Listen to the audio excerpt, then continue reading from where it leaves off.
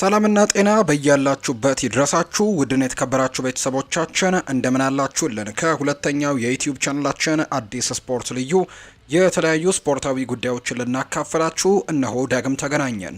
ስለምታደምጡን ቆይታችሁን ከኛ ጋርም ስለምታደርጉ እጅጉን ከልብ አድርገን እናመሰግናለን። በዛሬው ፕሮግራማችን የተለያዩ የዝውውር ጉዳዮችን በስፋት ወደ እናንተ እናደርሳለን። ትልልቆቹን የአውሮፓ ክለቦች የተመለከቱ በርከት ያሉ የዝውውር ጉዳዮች አሁንም እየሰማን እንገኛለን። እነሱን መረጃዎች ደግሞ ወደ እናንተ እያደረስን ቆይታን የምናደርግ ነው የሚሆነው። እስከ ፕሮግራማችን ፍጻሜ አብራችሁኝ ቆዩ። ከመሸጋገሪያ በኋላ በድጋሚ ተመልሰን እንመጣለን። ፉአድ ባሩ ፕሮግራሙን እመራለሁ። አብራችሁኝ ቆዩ።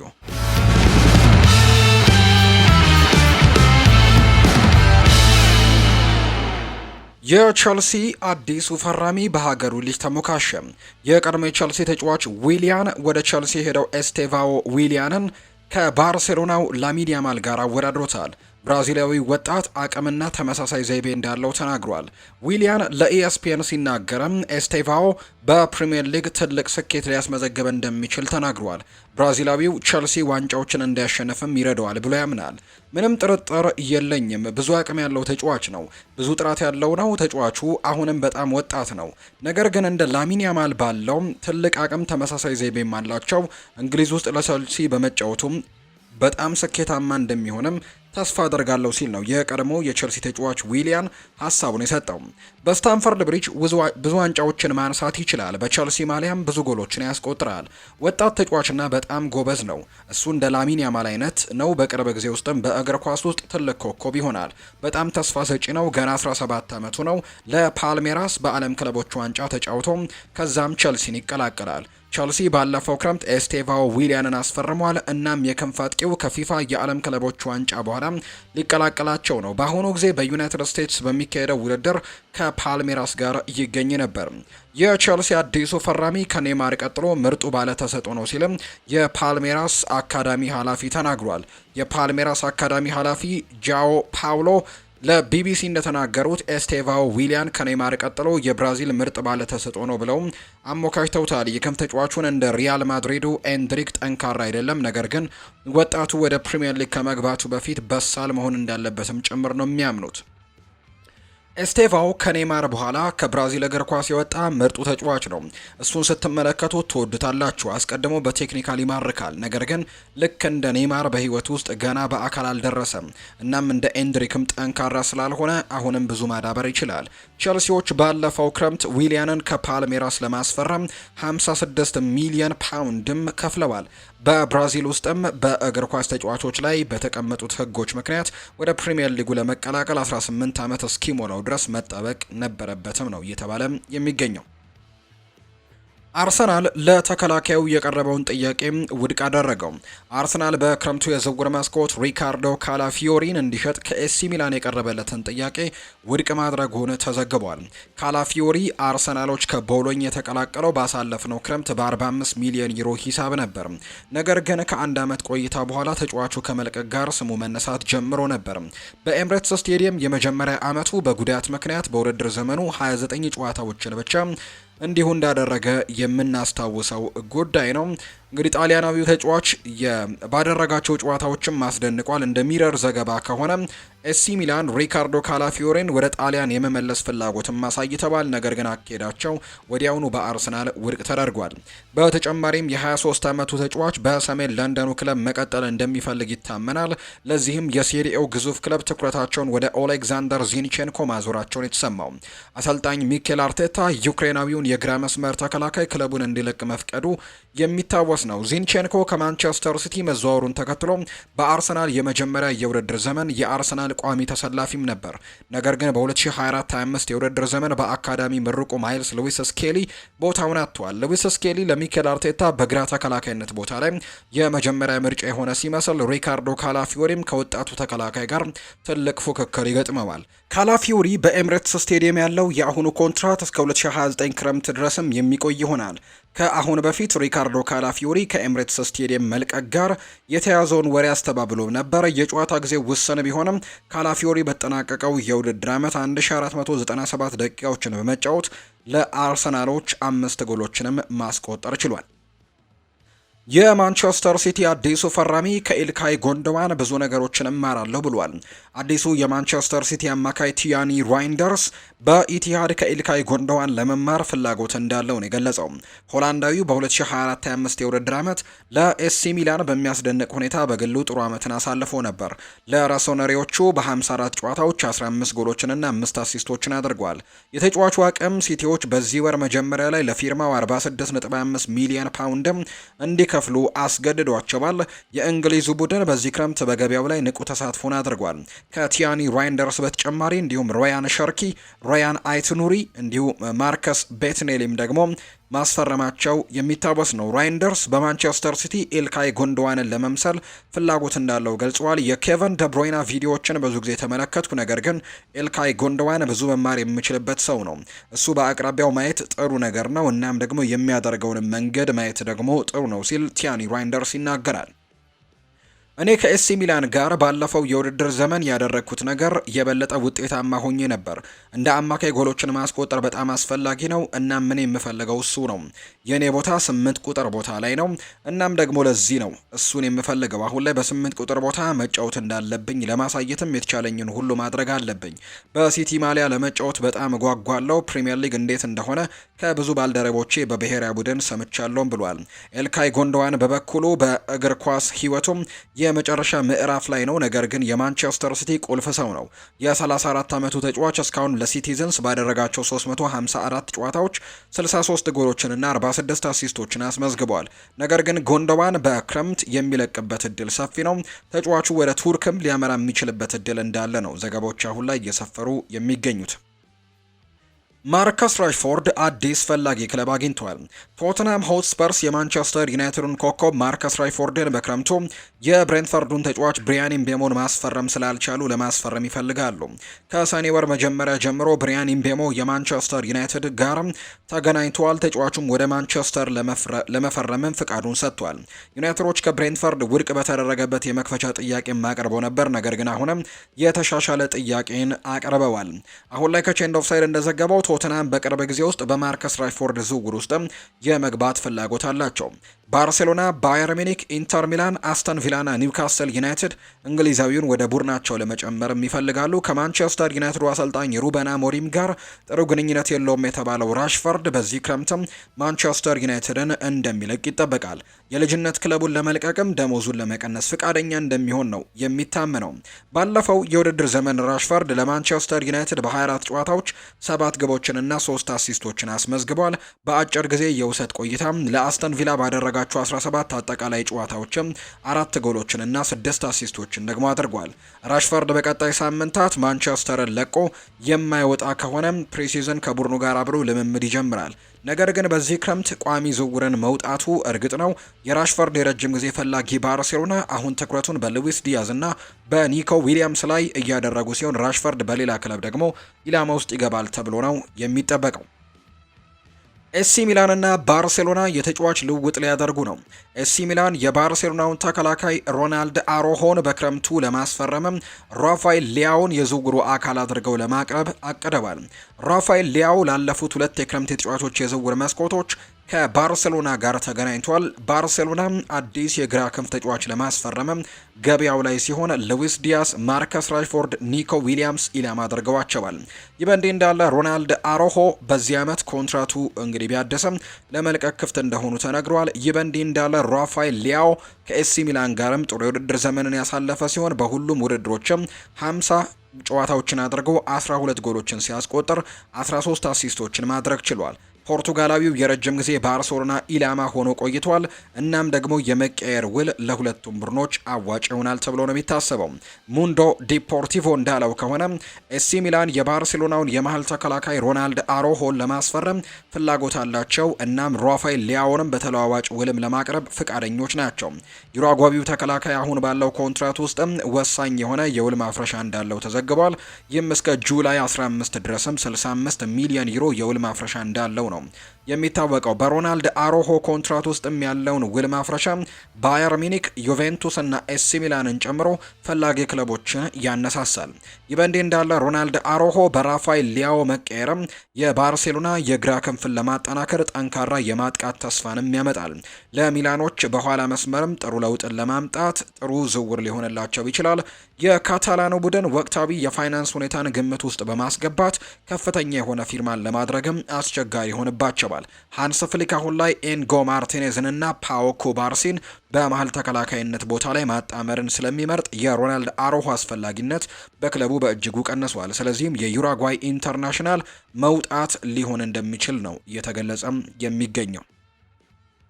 ሉዊስ ኤንሪኬ ሪያል ማድሪድ ዊሊያም ፓቾን መፈለጉ የተለመደ ነገር መሆኑን ይገልጻሉ። የፓሪስ ሰን ዠርሜኑ አሰልጣኝ ሉዊስ ኤንሪኬ ሪያል ማድሪድ ዊሊያም ፓቾን መፈለጉ የተለመደ ነገር መሆኑን ገልጸዋል።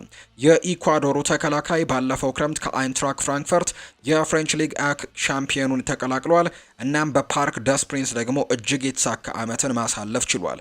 ዊሊያም ፓቾ በዚህ ውድድር ዘመን 53 ጨዋታዎችን ያደረገ ሲሆን ከነዚህ ውስጥም 46 ጨዋታዎችን ቋሚ ሆኖ ጀምሯል። የ23 ዓመቱ ተከላካይ በዚህ ዓመት በኤንሪኬ ስርም የፓሪስ ሰን ዠርሜን ቁልፍ ከሆኑ ተጫዋቾች አንዱ ሲሆን ታሪካዊ ትሬብልን እንዲያሸንፉም ረድቷቸዋል። የፓቾ ጥምረት ቀድሞውኑ በአህጉሪቱ በሚገኙ በርካታ ክለቦችም አድናቆት እንዲያገኝ አስችሎታል። እናም ሪያል ማድሪድ ከፈላጊዎቹ መካከልም ይገኛል። የላሊጋው ግዙፍ ክለብ ዴን ሃውችሰንን ከቦርነመስ በዚህ ክረምትም አስፈርሟል። ነገር ግን ተጨማሪ ተከላካይ ለማምጣትም ክፍት ሊሆኑ እንደሚችሉ ነው የሚታመነው። አይደር ሚሊታኦ በ2 ዓመታት ውስጥ ባጋጠመው ሁለተኛ የኤሲኤል ጉዳት ከሜዳ ይርቃል። ዳቪድ አላባ እንዲሁ በጥሩ ሁኔታ ላይ ለመቆየትም ሲቸገር ኮንትራቱ በ2026 ላይ ያበቃል። ይህ በእንዲህ እንዳለ አንቶኒ ሩዲገር ከመውጣት ጋር ተያይዟል። ሩዲገር ዳቪድ አላባም ለመልቀቅ ቅርብ ናቸው። የፓቾ ዝውውርም ሎስ ብላንኮቹ ለ10 ዓመታት የኋላኛውን መስመር እንዲመራላቸው ሊረዳቸውም ይችላል ተብሎ ነው የሚታሰበው። ነገር ግን በዲኤስ ስፖርት ላይ ኤንሪኬ ሲናገር ኢኳዶራዊውን ከፓሪስ ሰን ዠርሜን መውሰድ ቀላል እንደማይሆን አጥብቆ ተናግሯል። የተለመደ ነው፣ ሁሉም ክለቦች ተጫዋቾቻቸውን ይፈልጋሉ። ነገር ግን ተጫዋቾቹን ከፓሪስ ሰን ዠርሜን ማስወጣት ከባድ ነው። ፓቾ እዚህ የምንወደው ተጫዋች ነው፣ ለረጅም ዓመትም በፈረንሳይ ይቆያል ሲልም ነው የተናገረው። በተጨማሪም ዳቪድ አላባ በዚህ ክረምት ከሪያል ማድሪድ የመልቀቅ ፍላጎት እንደሌለው ለሻቪ አሎንዞ አሳውቆታል ሲል ዲፌንሳ ሴንትራል ዘግቧል። ኦስትሪያዊው ተከላካይ በዲሴምበር 2023 የኤሲኤል ጉዳት ደርሶበታል እና በዚህ ዓመትም በጥር ወር ወደ ሜዳ ተመልሷል። ሆኖም ግን አላባ ከተመለሰበት ጊዜ ጀምሮ ሜዳ ላይ ታግሏል። ይህም የረጅም ጊዜ የአካል ብቃት ስጋትን ፈጥሯል። የዲን ሃውችሰን መምጣት የወደፊት ህይወቱን በተመለከተም ተጨማሪ መላምቶችን አክሎበታል።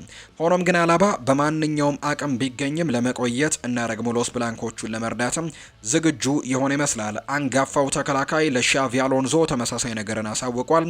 የ32 ዓመቱ ተጫዋች በሳንቲያጎ ቤርናቢው ከፍተኛ ገቢ ካላቸው ተጫዋቾች አንደኛው ነው። የላሊጋው ቡድን በዚህ ክረምትም ዳቪድ አላባን ለመልቀቅም ይመርጣሉ ተብሎ ነው የሚታሰበው። ማንቸስተር ዩናይትዶች 100 ሚሊዮን ዩሮ የተገመተውን ኢላማ ለመቀያየር የሚጠቀሙባቸው ሁለት ተጫዋቾችን ለይተዋል። ፋብሪዚዮ ሮማኖ በትናንትናው ዕለት እንደዘገበው ማንቸስተር ዩናይትድ ሁጎ ኤኪቲኬን የማስፈረም ፍላጎት አላቸው። ዩናይትዶች ከወኪሉ ጋርም የጠበቀ ግንኙነት ያላቸው ሲሆን የኤኪቲኬን ዝውውር ሁኔታ ደግሞ መረጃ አግኝተዋል። ማንቸስተር ዩናይትድ ከአይንትራክ ፍራንክፈርት ጋር መደበኛ ድርድር አልጀመሩም። ነገር ግን ፍራንክፈርት የሚፈልጉትን 100 ሚሊዮን ዩሮ ዋጋ ለማወቅም ተችሏል። ማንቸስተር ዩናይትዶች የሁጎ ኤኪቲኬን ዋጋ ዝቅ ለማድረግም ዝውውር ውስጥም ተጫዋቾችን ለማካተት እያሰቡ ነው። የኤኪቲኬ የ100 ሚሊዮን ዩሮ ዋጋ ለዩናይትድ በጣም ውድ ይሆናል ተብሎ ይጠበቃል። ነገር ግን ዩናይትድ ይህንን ክፍያ እንዴት እንደሚቀንስም በውስጥ በኩል እየተወያየ ነው። ምንጮች ለከቼንድ ኦፍሳይድ እንደተናገሩት ዩናይትዶች ለሁጎ ኤኪቲኬ የዝውውር አካል አድርገው ራስመስ ሆይለንድን ወይም ጆሹዋ ዘርክዚን ለመጠቀምም ክፍት ናቸው። የ22 ዓመቱ ወጣት በተጠናቀቀው የውድድር ዘመን በሁሉም ውድድሮች 22 ግቦችን አስቆጥረዋል። ስለሆነም ዩናይትድ ኤኪቲኬን ወደ ኦልድ ትራፎርድ ለማምጣትም ሁሉንም ነገር መሞከሩም ለምን እንደሆነ ግልጽ ነው። ሮማኖ ከከቼንድ ኦፍሳይድ ጋር ባደረገው ቆይታም ስለ ዩናይትድ ኢላማ ተናግሯል። ኤኪቲኬ ለማንቸስተር ዩናይትድ አማራጭ ነው። በክለቡ የተወደደ ተጫዋች ነው። እንዲሁም አሁን ላይ በኦልድ ትራፎርድ የሚገኘው ክሪስቶፈር ቪቬል ተጫዋቹን በደንብ ያውቀዋል። ምክንያቱም በቡንደስሊጋው ከሆፋይኒየም ጋርና ከአረቢ ለብዚሽ ጋር ስለሰራ ሁልጊዜም የቡንደስሊጋ ተጫዋቾችን እድገትም ይከታተላል። ነገር ግን በአሁኑ ጊዜ ስምምነቱ ቀላል እንደሚሆን አይጠበቅም። በግልጽ ውድ ይሆናል። ሊቨርፑልና ቼልሲም በዝውውሩ ውድድር ውስጥም አሉ። ቪክተር ዮከርሽ ቅድሚያው ለአርሰናል እየሰጠ ቢሆንም አሁንም የማንቸስተር ዩናይትድ ጥያቄን አልቀበልም አላለም። ብራያን ምቤሞ ከብሬንትፈርድ ጋር አሁንም እየተካሄደ ያለው ቀጥሏል። ከተጫዋቹ ጋር ስምምነት ላይም ደርሰዋል። ነገር ግን አሁንም ክለቦቹ እየተወያዩ ናቸው። ስለዚህም አሁንም ምንም አይነት ስምምነት አልተደረገም የሚል መረጃ ነው እየወጣ የሚገኘው። ኤሲ ሚላን ከዚህ ቀደም የአትሌቲኮ ማድሪድ ኢላማ የነበረውን የ22 ዓመቱን አማካይ ለማስፈረም ጥያቄ አቅርቧል። የቫሌንሲያው ኮከብ ዣቪ ጉሬራ ሌላ እርግጠኛ ያልሆነ የክረምት የዝውውር ወቅት እያጋጠመው ነው። ምክንያቱም የአውሮፓ ከፍተኛ ቡድኖች እንደገና አማካዩን ለማስፈረም መንቀሳቀስ ይጀምራሉ። የ22 ዓመቱ አማካይ በአሁኑ ሰዓትም ከ21 ዓመት በታች በዩሮ ውድድር ከስፔን ጋርም በመጫወት ላይ ይገኛል። ነገር ግን ክለቦች እሱን ለማስፈረም እንቅስቃሴ እያደረጉ ነው። ጉሬራ በሩበን ባራጂያ ስርም እንደ አንደኛ ቡድን ከገባ በኋላ የትልልቅ ቡድኖችን አይን ስቧል። ባለፈው ክረምትም ወደ አትሌቲኮ ማድሪድ ሊዘዋወር ቀርቦ ነበር። ነገር ግን ሎስ ሮኪ ብላንኮቹ በምትኩ ኮነር ጋላገርን ነው ማስፈረማቸው እንዲሁም የምናስታውሰው። እንግዲህ ሪያል ማድሪድ በጉሬራ ላይ ፍላጎት እንዳሳዩ ነው እየተገለጸ የሚገኘው። መጀመሪያ ላይ ኒውካስል ዩናይትድ እና እንዲሁ ደግሞ ማንቸስተር ዩናይትድ በጉሬራ ላይ ከፍተኛ ፍላጎት ያሳዩ ሁለቱ ግዙፍ ክለቦች ነበሩ። በግንቦት መጀመሪያ ላይ ሪያል ማድሪድ በዚህ ክረምት ቡድናቸው ውስጥም ሊጨምሯቸው ከሚያስቧቸው ተጫዋቾች በእጩ ዝርዝር ውስጥም ጉሬራ እንዳስቀመጡ ተዘግቧል። ሆኖም በዚህ ክረምት ግን ለተጫዋቹ ዝውውርም የቀረበው የመጀመሪያው ቡድን ኤሲ ሚላን ነው። ቲያኒ ራይንደርስን ሲለቅ ዩኑስ ሙሳህን መውጣቱ ስለማይቀር ተተኪ ማምጣት ይፈልጋሉ። አሁን የስካይ ስፖርት ኢታሊያ ዘጋቢ ሮሰነሪ በጉዌራ 16 ሚሊዮን ዩሮ አቅርቧል ብሏል። ጉዌራ በአሁኑ ጊዜ ኮንትራቱ 2 ዓመት ቀርቶታል። እሁድ እንግዲህ ለካዴና ኮፕ ሲናገርም ጉዌራ በቫሌንሲያ ያለው ቁርጠኝነትን አረጋግጧል። ቫሌንሲያዎች ወጣት ተጫዋቾችን የመሸጥ ልምድ ቢኖራቸውም አማካዩን ግን ሊለቁት አይፈልጉም። ተጫዋቹም ቢሆን በስፔኑ ቡድን መቆየትን ይፈልጋል። ነገር ግን ሚላኖች ዝውውሩን ለመጨረስ ይፋዊ እንቅስቃሴዎችን ማድረጋቸው ነው እየተገለጸ የሚገኘው። በዚህ ክረምት ሊቨርፑልን የሚለቅ ከሆነ የትኛውም ክለብ ፍሬድሪኮ ኪየዛን ለመቀላቀል ክፍት ነው የሚለው ጥያቄ እስካሁን መልስ ሊያገኝ አልቻለም። ፍሬድሪኮ ኪየዛ ሊቨርፑልን ከተቀላቀለ ከ10 ወራት ባነሰ ጊዜ ውስጥ ነው እርግጠኛ ያልሆነ የወደፊት እጣ ፈንታ የገጠመው። የአንፊልድ ቡድን በዚህ ክረምት ለጣሊያናዊ አጥቂ ጥያቄ ለመስማት ዝግጁ ናቸው ሲል ዘ አትሌቲክ ዘግቧል። ተጫዋቹም ለመልቀቅ ፈቃደኛ ነው። አንዳንድ የውስጥ አዋቂዎች አርነ ስሎት ለ27 ዓመቱ ተጫዋች አጥጋቢ አቅርቦት ከመጣ ለሽያጭ አረንጓዴውን መብራት እንደሚሰጥም ፉትቦል ኢንሳይደር ዘግቧል። በሚቀጥሉት ወራት ከመርሲሳይድ ለመውጣት የሚፈልግ ከሆነ የቀያዮቹ ተጫዋችም የተለያዩ ክለቦች ምርጫ ሊኖረው ይችላል። ሪያል ቤቲስ እና ጥቂት የሴሪኤ ቡድኖችም እሱን ለመውሰድ ፍላጎት እንዳላቸው ተነግሯል። እናም አሁን ላይ በተለይ አንድ መዳረሻ ወደ እሱ እየመጣ ነው። ለኮፕ ኢምፓየር ቅርበት ያላቸው የመረጃ ምንጮች እንዳሉት ፍሬድሪኮ ኪየዛ በእንግሊዝ በነበረበት የመጀመሪያ የውድድር ዘመን 466 ደቂቃዎችን ለሊቨርፑል በመጫወት ተጨማሪ መደበኛ የጨዋታ ጊዜን በማፈላለግ በዚህ ክረምት ወደ ጣሊያን ለመመለስም ፍላጎት አለው። የ27 ዓመቱ ተጫዋች ናፖሊን ለመቀላቀል ክፍት ነው። እናም ፍላጎቱ ደግሞ የጋራ ነው። ሁለቱም ወገኖች እንግዲህ የቀድሞውን የዩቬንቱስ አጥቂም ዝውውርን በሚቻልበት ሁኔታ ላይ እየተነጋገሩ እንደሆነ የተሰማ ሲሆን ፊዮረንቲናና ኤሲ ሚላንም ይፈልጉታል። የ27 ዓመቱ ፍሬድሪኮ ኪየዛ ሙሐመድ ሰላህን በሊቨርፑል ውስጥ ቦታ አግኝቶ እንዳይጫወትም እንቅፋት ሆኖ አግኝቶታል። እናም አንቶኒዮ ኮንቴም በቡድን ውስጥ በቀኝ አጥቂ መስመር ተጫዋቾች ያሉት ነገር ግን አንዳቸውም እንግዲህ ባለፈው የውድድር ዘመን ከ3 ጎሎች በላይ አላስቆጠሩም። ስለዚህም ናፖሊ ማሻሻያ እየፈለገ ሲሆን እንደሚችል ነው ግልጽ እየሆነ የሚገኘው። ፍሬድሪኮ ኪየዛ በሚያስደንቅ ሁኔታ ሁለገብ ተጫዋች ሲሆን በግራ ወይም እንደ ሐሰተኛ 9 ቁጥር ሆኖ መጫወት የሚችል ሲሆን በአሁኑ ጊዜም ብዙ ጥልቀት የሌለው ክለብም በእጅጉ ሊረዳ ይችላል። ልክ እንደ አንድሪው ሮበርትሰን ሁሉ ፍሬድሪኮ ኪየዛ በቅርብ የወደፊት ህይወቱ ላይ ውሳኔ ለማድረግ አይቸኩልም ተብሎ እንደሚጠበቅ ነው መረጃዎች እየወጡ የሚገኙት። ሶስተኛው ክለብ የባርሴሎናውን ኮከብ ፈርሚን ሎፔዝ ፈላጊ ሆኖ ብቅ ብሏል። በዚህ ክረምት በባርሴሎና ውስጥ ያለው ንግግር ሁሉ ስለ ኒኮ ዊሊያምስ ነው። ሆኖም ግን ባርሴሎናዎች የአትሌቲኮ ቢልባውን ኮከብ ከማስፈረም ከፈለገም ሌሎች ተጫዋቾችን መስዋዕትነት ማድረግ ያስፈልጋል። እንግዲህ በዚህ ቦታ ላይ ደግሞ ለመልቀቅ እንደ እጩ ሆነው የቀረቡት ስሞች መካከል አንደኛው ፈርሚን ሎፔዝ ነው። የ22 ዓመቱ ወጣት በውድድር ዘመኑ ላይ ወጥነት የሌለው አጀማመር ነበረው። ነገር ግን በውድድር ዓመቱ በሃንስ ፍሊክ ስር ምርጥ ብቃትን ካሳዩ ተጫዋቾች አንደኛው ነበር። ከመጋቢት ወር ጀምሮ ግን ባርሴሎና 60 ሚሊዮን ዩሮ አካባቢ ከቀረበለት ከሎፔዝ ጋር ለመለየት ፈቃደኛ እንደሚሆን ሪፖርቶቹ ጠቁመዋል። ባየር ሚኒክና ቼልሲዎች ፈርሚን ሎፔዝን ይፈልጉታል። ቸልሲ ከሎፔዝ ጋር የተገናኘ የመጀመሪያው የአውሮፓ ቡድን ነበር፣ ነገር ግን ያ ንግግር ዘግይቶ ቆሟል። በዚህ ሳምንት መጀመሪያ ላይ ባየር ሚኒክ ስለ ተጫዋቹ ዝውውር መጠየቁ ታውቋል። የባቫሪያኑ ግዙፍ ክለብ ፈርሚንን በባርሴሎና ለማቆየትም እየፈለገ እንደሆነ ተነግሮታል። ሳዑዲ አረቢያም ፈርሚን ሎፔዝን ይፈልጋሉ። አሁን ላይ ስፖርት እንዳስነበበው የሳዑዲ አረቢያው ቡድን አልአህሊ ሎፔዝን ለማስፈረም ፍላጎት እንዳለውና ትልቅ ኮንትራትም ሊሰጡት ፍቃደኞች መሆናቸውን እየዘገቡ ነው። ባርሴሎና ለድርድር ክፍት ናቸው፣ ነገር ግን መጀመሪያ አልአህሊ ሎፔዝን ማሳመን ይኖርበታል። የሎፔዝ መልቀቅ ባርሴሎናዎችን ብዙ የደሞዛቸውን ገደብ የሚፈታላቸው ሲሆን ከቼልሲም ትልቅ ጥያቄ ሊቀርብላቸው እንደሚችል ታውቋል። ፈርሚን ሎፔዝ ሁሉንም አካሄዶች ውድቅ ቢያደርግም ባርሴሎና ተጫዋቹን ለመሸጥ ግን ይፈልጋል። የፈርሚን ጉዳይ የማይፈታ ከሆነ እንግዲህ በሚቀጥለው የውድድር ዘመን ለደቂቃዎች ጠንክሮ የሚወዳደር ይሆናል። ጋቪና ዳኒ ኦልሞ በሚቀጥለው የውድድር ዘመን በተመሳሳይ ቦታ ይወዳደራሉ። ራፊኒሃ፣ ኒኮ ዊሊያምስ ከመጣ ደግሞ ብዙ ጊዜ በ10 ቁጥር ሚና ላይ ሊጀምር ይችላል። ይህም አንዳንድ ተጫዋቾች በባርሴሎና ቦታ ሊያሳጣቸው እንደሚችል ጭምር ይታመናል። አርሰናልና ኒውካስል ዩናይትድ 40 ሚሊዮን ዩሮ የተገመተውን አፍሪካዊ ኮከብ ለማስፈረም ፍላጎት እንዳላቸው አረጋግጠዋል። የሮማው ተከላካይ ኢቫን ነዲካ በክረምቱ የዝውውር መስኮት ከጣሊያኑ ክለብ ሊለቅ እንደሚችል ተነግሯል። የሮማው የላሮማ የ24 ዘገባ እንደሚያመለክተው አርሰናልና ኒውካስል ዩናይትድ የመሀል ተከላካዩን ለማስፈረም ጥያቄ ለማቅረብ መወሰናቸውን ያረጋገጠው አይቮሪ ኮስታዊው ራሱን በጣሊያን እግር ኳስ ውስጥም ካሉት ምርጥ ተከላካዮች አንዱ አድርጎ አሳይቷል። እናም ነዲካ ለሮማ የማይነካ ንብረት ነው። ባለፈው የውድድር ዘመን 38 የሊግ ጨዋታዎችን ጀምሯል። ሁሉንም ደቂቃ በሴሪኤው ተጫውቷል። ለተጫዋቹ ቅርብ የሆኑ የመረጃ ምንጮች እንዳረጋገጡት ሮማዎች በዚህ ክረምት ወደ ፕሪሚየር ሊግ መሄድን እንደማይከለክሉት አረጋግጠዋል። ይህም በእርግጠኝነት እንደ አርሰናልና ኒውካስል ዩናይትድ ላሉ ክለቦችን ማበረታቻ ይሆናል ተብሎ ነው የሚታሰበው። ማንቸስተር ዩናይትድ እና ቶተንሃም እሱንም እየተከታተሉት ነው። አርሰናል በሚቀጥለው የውድድር ዘመን በቡድናቸው ውስጥም የበለጠ ጥልቀትን ይፈልጋሉ። የሊጉ ሻምፒዮን ለመሆንና በቻምፒየንስ ሊግም ጥሩ እንቅስቃሴ ለማድረግ ጥራት ያለው ተጫዋቾች በእጃቸው ማስገባት ይፈልጋሉ።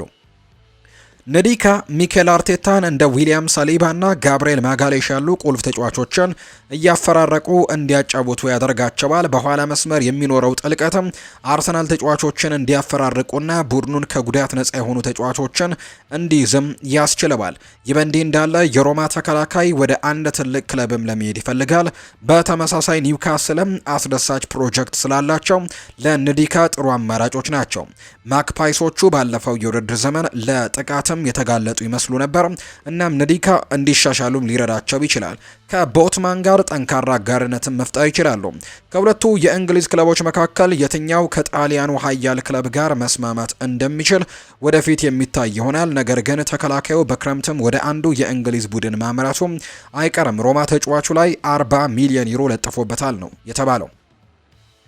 ቶተንሃም የ25 ዓመቱን የመስመር ተጫዋች ለማስፈረም በሚደረገው ውድድር ባርሴሎናን ለማሸነፍ ብዙ ወጪ ለማድረግም ተዘጋጅቷል። ቶተንሃም ሆትስፐርስ የሞናኮን የቀይ መስመር ተከላካይ ቫን ደር ሳርን በክረምቱ የዝውውር መስኮት የማስፈረም ፍላጎት አላቸው።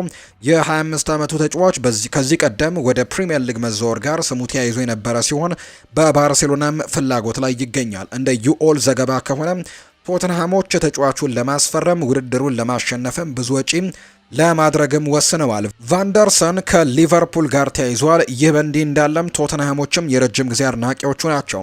እናም ተጫዋቹን ባለፈው ሲዝን መጀመሪያ ላይ ማስፈረም ፈልገው ነበር። ቶተንሃም ብራዚላዊውን የቀይ መስመር ተከላካይ ከዚህ ክረምትም ሊያስፈርመው ማየቱ በጣም አስገራሚ ይሆናል። ፔድሮ ፖሮ እና ዳቪድ ስፔንስ በእጃቸው አሏቸው። አሁን ካሉት አማራጮች አንዱን ካልሸጡ በስተቀር ደቡብ አሜሪካዊው በቋሚ አስተላለፍ ማጫወት አይችሉም። ፖሮ ክለቡን ከተቀላቀለ በኋላ በቶትናም ምርጡ ቦታው ተጫዋች ሲሆን በሊጉ ካሉት ኮከብ የቀይ መስመር ተከላካዮችም አንደኛው ነው። ይህ በእንዲህ እንዳለ ቫንደርሳን ለሞናኮ ጥሩ እንቅስቃሴን አድርጓል። እናም ለሚፈርምበት ቡድን ደግሞ በቋሚነት መጫወትም ይፈልጋል። ወደ ፕሪሚየር ሊግ መሄዱ ለሱ በጣም አስደሳች ይሆናል። ነገር ግን በቶትናም ተጠባባቂ ወንበር ላይ መቀመጥም አይፈልግም። የሰሜን ለንደኑ ቡድን እንዴት ተከላካዩን በማሳመን እንደሚሰሩም ይጠበቃል። ይህ በእንዲህ እንዳለ ባርሴሎና በተከላካይ ክፍል ውስጥም የበለጠ ጥልቀት ያስፈልገዋል። የ25 ዓመቱ ተጫዋች እንደ ቀኝ ክንፍ ተከላካይም እንዲሁ ደግሞ እንደ ክንፍ ተጫዋች መጫወት ይችላል። ባርሴሎና በገንዘብ ችግር ውስጥ ገብተዋል። እናም ከእንግሊዝ ክለቦች ጋርም በገንዘብ ለመወዳደርም ሊቸገሩ ይችላሉ። ብራዚላዊው ተጫዋች በእንግሊዝና በስፔን ውስጥም ስኬታማ ለመሆን ጥራት እንዳለው ምንም ጥርጥር የለውም። የትኛውም ክለብ ደግሞ ተጫዋቹን ማስፈረም ከቻለ በእጃቸው ላይ ትልቅ ሀብትም ይኖራቸዋል። ቸልሲ የመጀመሪያ ግንኙነት ማድረግ ችሏል። ነገር ግን ሊቨርፑልና ማንቸስተር ዩናይትድ ቤልጅማዊውን ይፈልጉታል። የሊዮኑ አጥቂ ማሊክ ፎፋና በዚህ ክረምት ከፈረንሳዩ ክለብ ሊለቅ እንደሚችል ሲነገር እንደ ቸልሲ፣ ሊቨርፑልና ማንቸስተር ዩናይትድ ያሉ ተጫዋቾችን ማስፈረም ይፈልጋሉ። የፈረንሳዩ ጋዜጣ ሌኪፕ እንደዘገበው ቸልሲዎች የ20 ዓመቱን ቤልጅማዊ አጥቂ ለማስፈረም የመጀመሪያዎቹ ናቸው። ሆኖም ግን ሊቨርፑልና ማንቸስተር ዩናይትድ በተጫዋቹ ላይ ፍላጎት እያሳዩ ነው። ቤልጅማዊውን አጥቂ ለማስፈረም ከሶስቱ ክለቦች መካከል አንዱ ፊርማውን ማግኘትም ይችላል። ተጫዋቹ በዚህ ክረምት ከፈላጊ ክለቦች ቢያንስ ከ50 ሚሊዮን ዩሮ በላይ ያስወጣልም ተብሏል። ተጫዋቹ ባለፈው የውድድር ዘመን 11 ጎሎችን ሲያስቆጠር 6 ለጎል የሆኑ ኳሶችን አመቻችቶ ማቀበል ችሏል። ለሶስቱም ክለቦች ምርጥ ግዢ መሆን ማረጋገጥ ይችላል። ቸልሲዎች ለማካይሎ ሙድሪክ ሌላ አማራጭም ያስፈልጋቸዋል። የዩክሬን ዓለም አቀፍ በዶፒንግ ምክንያት ረጅም እገዳ ተጥሎበት ቸልሲዎች በመስመር በኩል ተጨማሪ ጥራትም ይፈልጋሉ። ቤልጅማዊው ለነሱ የረጅም ጊዜ ኢንቨስትመንትም ሊሆን ይችላል። ለክለቡ ቁልፍ ተጫዋችም ለመሆን የሚያስችል አቅም አለው። ሊቨርፑልና ማንቸስተር ዩናይትድ የማጥቃት ጥልቀት ያስፈልጋቸዋል። ይህ በእንዲህ እንዳለ ሊቨርፑሎች በሞሐመድ ሰላህና በሉዊስ ዲያዝ ላይ ከመጠን በላይ ጥገኛ ሆነዋል። በመስመር አጥቂ ቦታዎች ላይም ጥልቀት የጎደላቸው ናቸው። እናም ደግሞ የ20 ዓመቱ ተጫዋችን ማስፈረም እጅግ በጣም ጥሩ ኢንቨስትመንት ሊሆን ይችላል። ከዚህ በተጨማሪም ዲያዝ በቅርቡ ወደ ባርሴሎና ዝውውር ጋርም ስሙ ተያይዟል።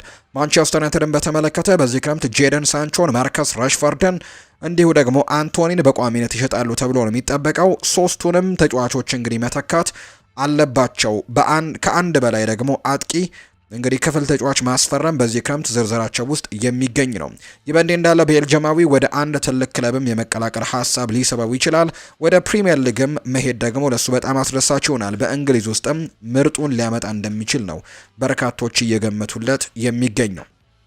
ውድና የተከበራችሁ ቤተሰቦቻችን ለዛሬ ያዝንላችሁ አዳዲስ ስፖርታዊ ጉዳዮቻችን እነዚህን ይመስላሉ። ስላደመጣችሁን፣ ስለተከታተላችሁን፣ ቆይታችሁን ከኛ ጋርም ስላደረጋችሁ እጅጉን ከልብ አድርገን እናመሰግናለን። ፉአድ ባህሩ ፕሮግራሙን እየመራው ከእናንተ ጋር ቆይታን አደረኩኝ። በቀጣይ ፕሮግራሞቻችን ሌሎች ርዕሰ ጉዳዮችን ይዘን ዳግም ተመልሰን የምንገናኝ ይሆናል። በነገው ፕሮግራማችን እንገናኛለን። መልካም ጊዜ፣ መልካም ቀን እንዲሆንላችሁ ነው በአክብሮት የምመኘው።